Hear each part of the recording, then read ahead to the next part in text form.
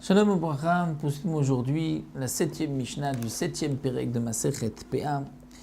Nous avons vu que lorsque on va couper les grappes de la vigne, on devra laisser les grappes qui ne sont pas bien posées, qui n'ont pas, comme on a vu, d'épaule katef, c'est-à-dire qui ne sont pas bien formées comme la forme d'une grappe. Ceci sera réservé aux pauvres, on les laissera pour les pauvres. Quel sera le din si toute la production, tous les raisins, toutes les grappes de cette vigne sont olelot?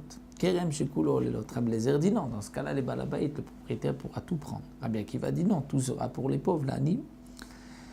Quelle est la raison de leur marloquette? Amar Rabbi Eliezer dit kitif sor lot olel. La Torah dit lorsque tu viendras faire la vendange de tes vies, tu viendras couper le raisin, donc tu vas prendre une partie pour toi. Lot et olel, ne prends pas tout.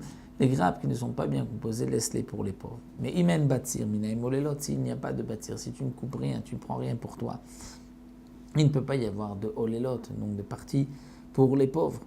Amalo, puisque la Torah dit, lorsque tu coupes, tu ne prendras pas tout, tu laisseras aux pauvres. Mais si tu coupes pour toi, si tu ne coupes pas pour toi, tu ne laisses pas tout pour les pauvres. Amalo Rabbi Akiva, non. Vecharmecha lote olel, la Torah qui dit, et ta vigne lote olel, cela veut dire afilu kole olelot.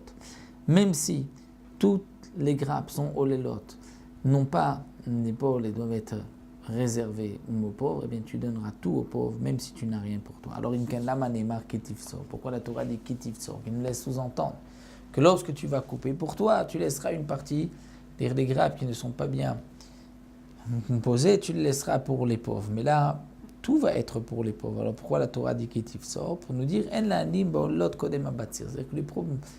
les pauvres n'ont de propriété sur les olelot que lorsque on vient couper le raisin. Mais avant de le couper, les pauvres n'ont rien, ce n'est pas pour eux encore. Les pauvres devront donc attendre que l'on vienne couper pour pouvoir se servir et prendre les grappes qui ne sont pas bien posées, comme nous l'avons vu donc dans le début de ce pérec. Voilà, il nous restera une dernière Mishnah pour terminer ce Pérec. Ce sera le din du Ekdesh. Si on a offert sa vigne au Beth Amikdash, est-ce qu'il y a un din de Olelot? Nous le verrons Bezrat Hashem dans la 8e Mishnah.